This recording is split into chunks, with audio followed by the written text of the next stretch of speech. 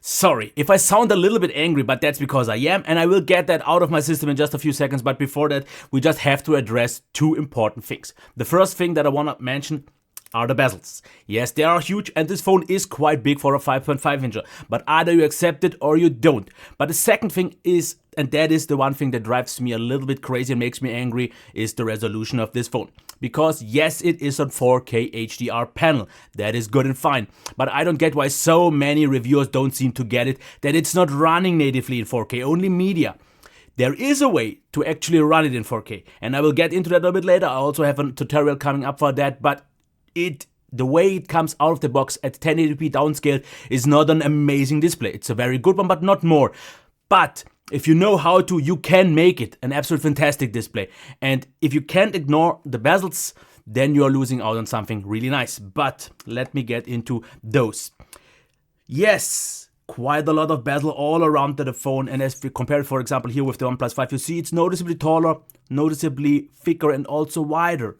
And same goes for actually not even that of a compact phone with the HTC U11. Also that one is shorter, narrower, and maybe even thinner. But you have to just accept this, and I guess for Sony users it won't be a problem because they are used to this device and all bigger bezels and so on.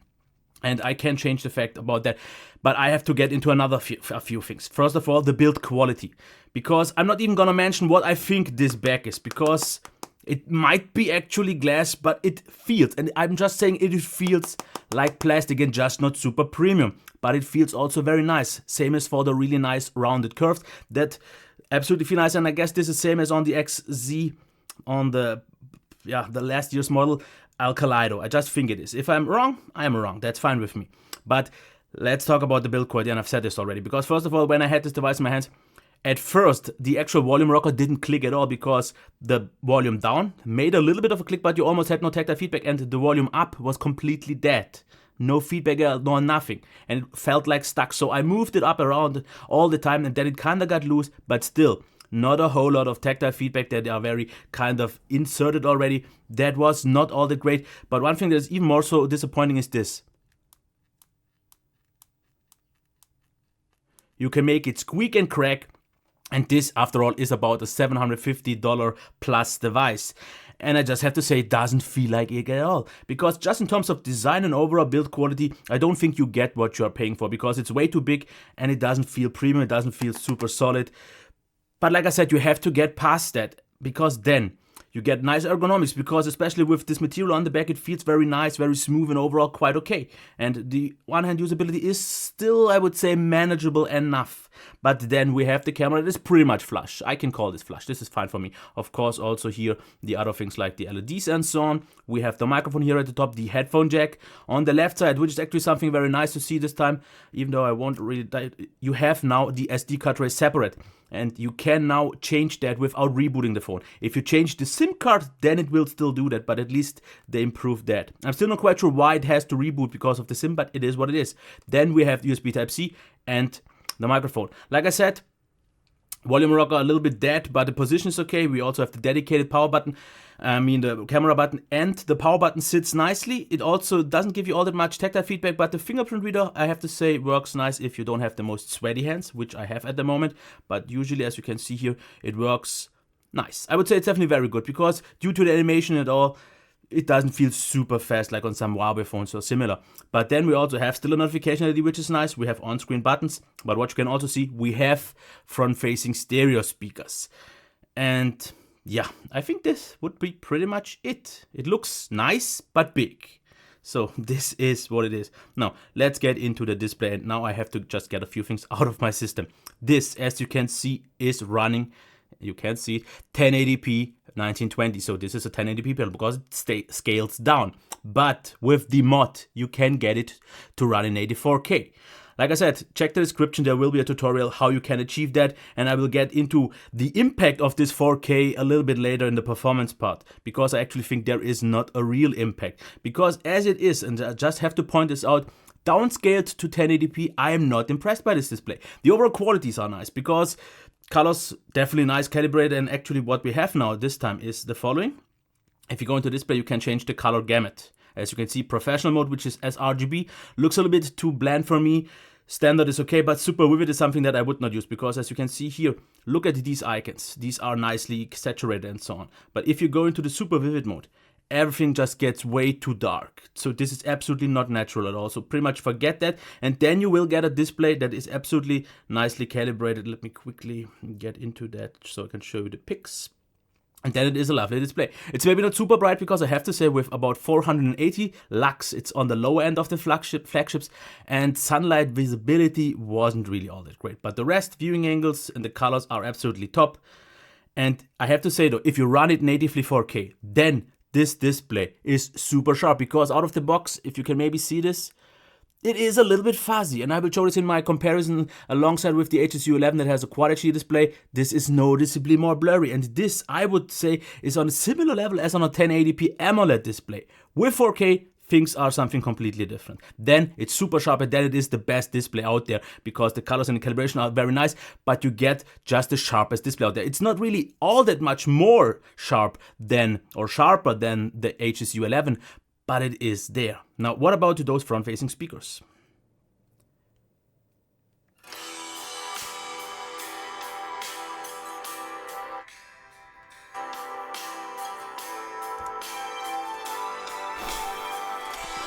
And yes, I will calm down a little bit just about now, but the speaker, I still have to say, even though it is front-facing and it sounds in terms of quality really nice, I still would wish for one thing. Sony, please make it louder.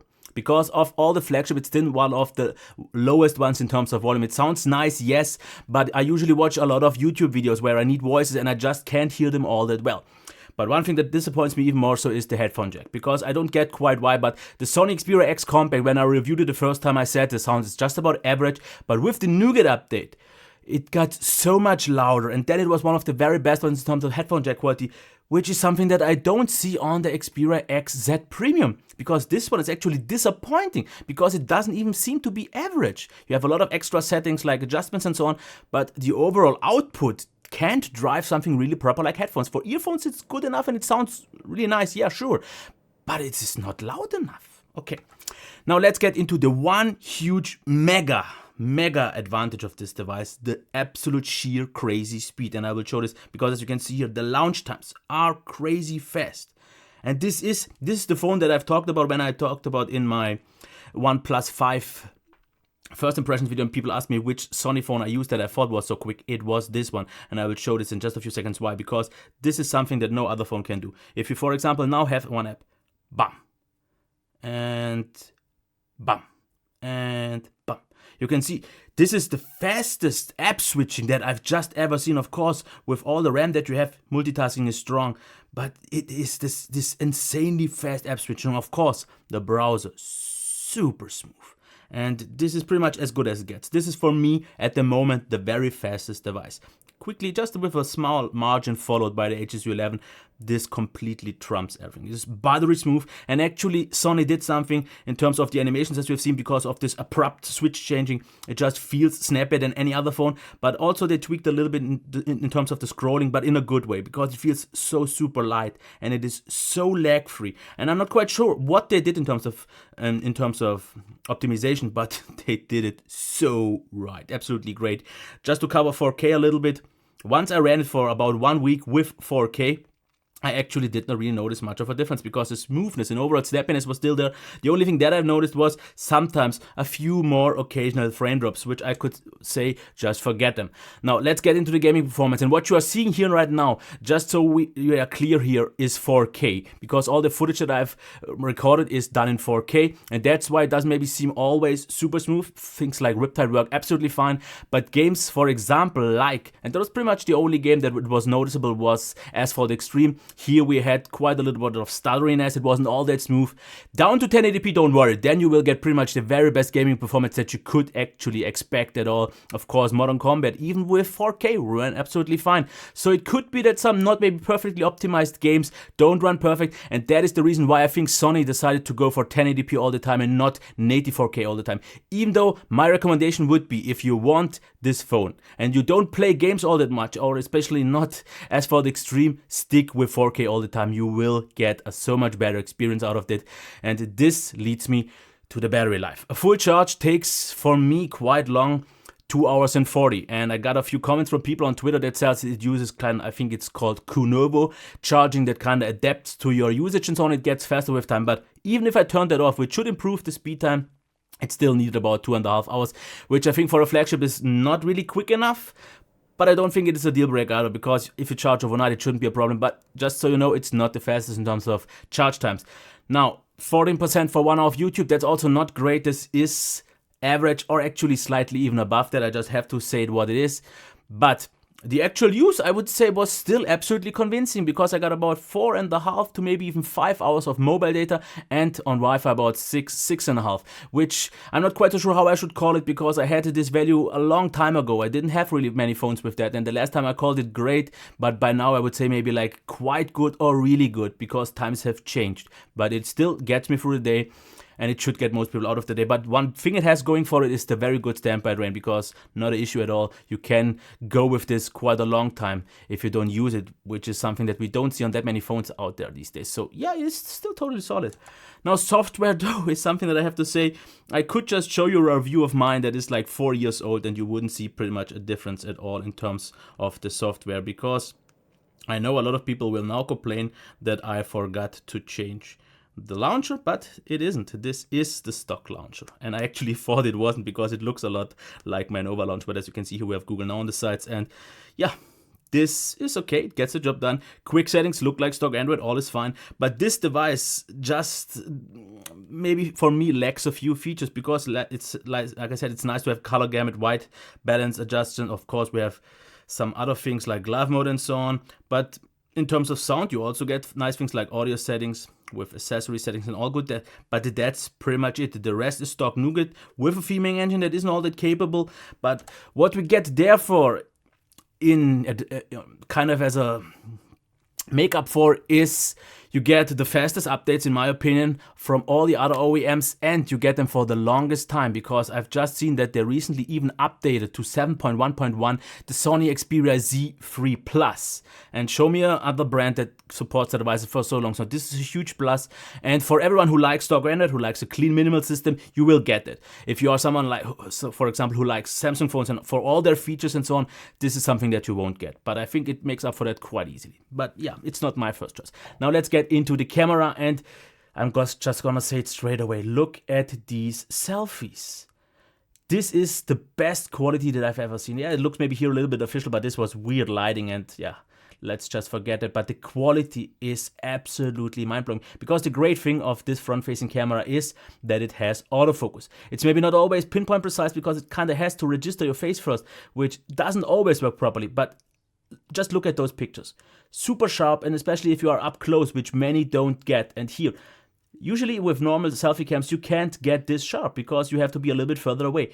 And this is why I would say this is the best-in-class front-facing camera, especially if we take a look at the footage of the video. Because look at this, super sharp wherever I am, detailed, nice exposure, everything is just done so right, and even indoors. Just look at this. If you can tell me another selfie cam that has autofocus and works that well, of course, like I said, the autofocus doesn't always work properly well, let me know. Otherwise, low light shots, this is where I would say it slightly falls behind in terms of the otherwise really great qualities, because here I would say quite good, which is for me a little bit better than good though, because it seems a little bit overbright and sometimes just not that detailed, because you can see, for example, especially in this picture, things get grainy, but this is still totally fine. Outside though, this is where I'm not 100% sure, and I will just call it maybe like an almost great camera, because as you can see, the details are there, the colors are very natural, this is great, but it's still mostly because of the autofocus not being always perfect, but it's very good after all. But it is the fact that the image processing still takes a little bit longer than most other ones, because it is way better than on all the previous Sony phones after the X, but still. And then of course we have some, for example, landscape pictures that lose a little bit details, but the overall qualities can be great, and I'm pretty sure if you use the manual mode you can even get better results. But I have to say, I definitely like the outcome, especially this looks very natural, very detailed. You don't maybe get the best kind of effects and so on, and I won't really go into the whole slow motion thing, because there are already so many videos out there. It's a nice gimmick, but I don't think you will use it too much after a certain period of time. Now 4K video. The one thing that I have just to point out once we look at the sky is that I think the bitrate could be a little bit higher, because you can see some artifacting going on, faster movement, and the same also here. There is some artifacting going on, and the autofocus usually works quite subtle, but it's not always quite as fast and responsive as on some other phones. But as you can see here, footage doesn't seem really shaky at all. So quite nicely stabilized. There is a little bit of a glitch at the top, as you have seen, but the overall video quality is really great. But just because, like I said, of the artifacting and the autofocus that isn't always that responsive, I will just give it an almost great. But this is pretty much the only thing that I would have to point out, because otherwise, as you can see, the quality is absolutely top notch. And this is just also the reason why I would say let's go into the pros and cons. And here I have to point out the absolutely nice in-hand feel, the very good, even though not maybe the fastest fingerprint reader out there, we get a very good display at best, because it's just a little bit fuzzy after all by default. If you used an 84K mod though, then it is a fantastic display and pretty much the best out there. Quite good speakers, but still not really loud, which is something that I would wish for to be different. Then we get the top 3 flagship performance, and I would actually call it the very fastest phone at the moment with 1080p. Otherwise, with 4K, it's still at top 3. Then really good battery life, not maybe much more, but still should get everyone through the day. Clean software, we get a great update support, and in terms of cameras, it is, in my opinion, the best in class front-facing camera. Still quite good low-light cam, almost great main cam, and an almost great video cam. And like I said, the 4K mod shows really no downside, just because some games maybe run a little bit weaker, that is fine. What's not that great, and it sounds maybe a lot, but you will have to decide what's important for you. The build quality doesn't match the price, in my opinion, because it did creak a little bit and so on. It just doesn't feel premium. And it is the opposite of compact with those huge bezels. And by default, with 1080p, in my opinion, it feels a little bit fuzzy, something very similar like a 1080p AMOLED display. I just have to say, especially for a flagship, the disappointing headphone jack has to be called out. Slow charge, no matter how you see it, even though this could be no deal for some people at all. Software lacks features. If you want clean, that's fine. But if you want features, you won't really get them here. Video autofocus in general was a bit slow. Yep, it is what it is. And the post-processing is still not the fastest, but at the end, it is still quite expensive. But I have to just give it my objective verdict.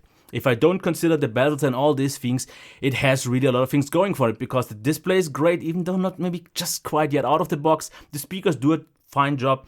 The performance is bang. This is for me the absolute highlight of this device. And if you want the fastest device with still good amounts of high quality attributes, then this is the one. The battery should get you through the day. The software is clean with great update support. And overall, this is definitely one of the best cameras, because even though it's not in every aspect the very best one, it's close to very great, or at least very good, and with the best possible front-facing camera. The only thing that could just hold off a few people to buy, of course, are the bezels. It's big, the price. The other things you have to decide on. But if you are someone who uses Sony phones for a long time and he thinks about upgrading, I think this will do a great job, because if you like the design, if you are okay with the bezels, and you want all qualities to be up on there, yes, you will have to pay the premium. After all, it's called XZ Premium, but you will get that after all. I think there are definitely viable alternatives like the HSU 11 and a few other phones, but I will cover those in my comparison that should maybe come up a day later or something like that. But it is what it is. It is not a perfect phone, but if you can live with a few downsides, you definitely get a lot of good stuff in change for that. But this would have been it. I hope you liked it. Maybe give it a thumbs up, a subscription, and comments down there below what you think of it. This would have been it. Until next time.